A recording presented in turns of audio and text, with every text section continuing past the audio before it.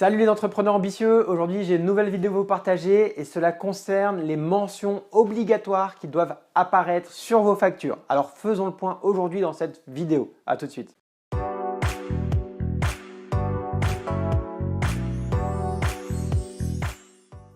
Salut les entrepreneurs ambitieux, je suis ravi de vous retrouver aujourd'hui dans cette nouvelle vidéo qui vous concerne forcément, que vous soyez en phase de création d'entreprise ou que vous ayez déjà votre activité.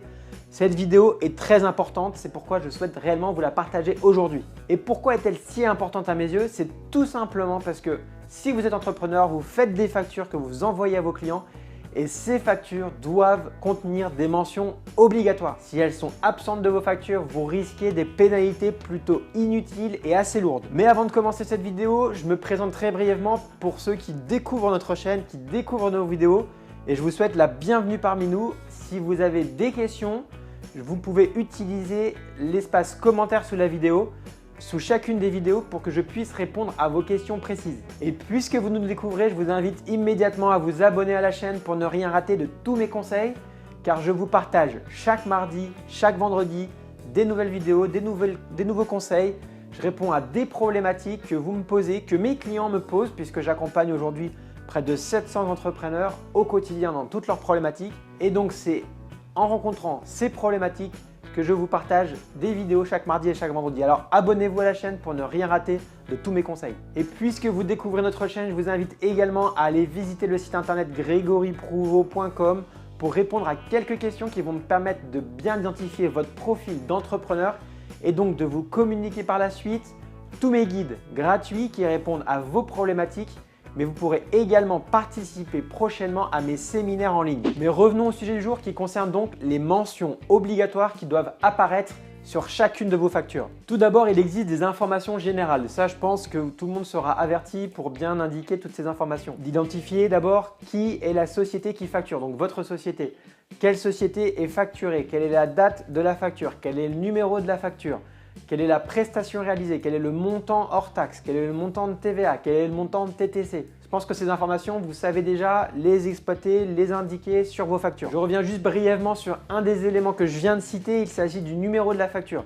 Il faut que chaque facture, chaque numéro de facture se suive, qu'il y ait une incrémentation du numéro. C'est-à-dire que les numéros doivent se suivre et cela, l'administration le vérifie lorsqu'il y a un contrôle fiscal. Et au-delà d'une bonne incrémentation des numéros de facture, c'est-à-dire qu'il faut qu'il y ait une séquentialité, qu'il n'y ait aucun saut de numéro, il faut que les numéros de facture correspondent aux dates de facture. Vous ne pouvez pas avoir la date de facture de la facture numéro 2 qui soit avant la date de facture de la numéro 1. Ça serait incohérent. Et d'ailleurs, si dans une facture, vous vous rendez compte que vous êtes trompé ou vous devez tout simplement la corriger, vous ne devez pas l'effacer, vous devez la conserver puis faire un avoir qui va annuler cette facture ou venir la modifier. Mais ne supprimez pas les factures puisque vous devez toujours conserver cette séquentialité des numéros de facture. Je reviens également sur les éléments que je viens de citer. Lorsque je vous parle d'identifier votre société, la société qui facture, au-delà du nom, il doit y avoir l'adresse, éventuellement le numéro de téléphone, il doit y avoir le SIRET, le numéro de TVA intracommunautaire, le capital social de votre société. Tous ces éléments sont donc indispensables à mentionner sur votre facture. Il faut également y faire apparaître la forme juridique de votre société et le numéro de RCS d'inscription de votre société. Si vous êtes un artisan, vous devez également faire apparaître votre numéro au répertoire des métiers. Si vous avez plusieurs établissements dans votre société, sachez que vous devez absolument faire apparaître l'adresse du siège social de votre activité, de votre entreprise. Sur votre facture, vous devez également faire mention des modalités de paiement justement de cette facture. Par quel moyen cette facture va être payée, va être prélevée, à quelle échéance va-t-elle être prélevée.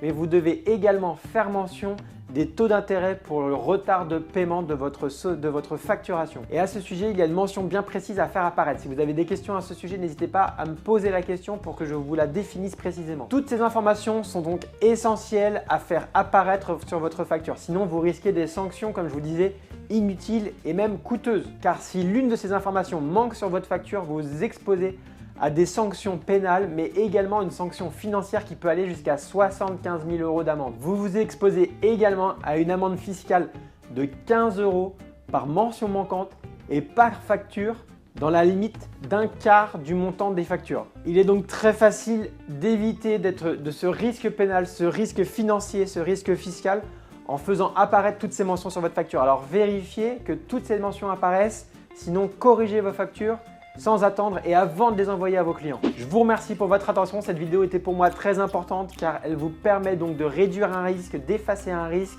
très facilement et surtout d'éviter d'avoir des pénalités lourdes et qui sont vraiment inutiles. Avant de passer à la vidéo suivante, je vous invite à vous abonner à la chaîne pour ne rien rater de toutes mes prochaines vidéos. Je vous remercie pour votre attention et je vous dis à très bientôt pour de nouveaux conseils et de nouveaux partages d'expériences. Allez, au revoir.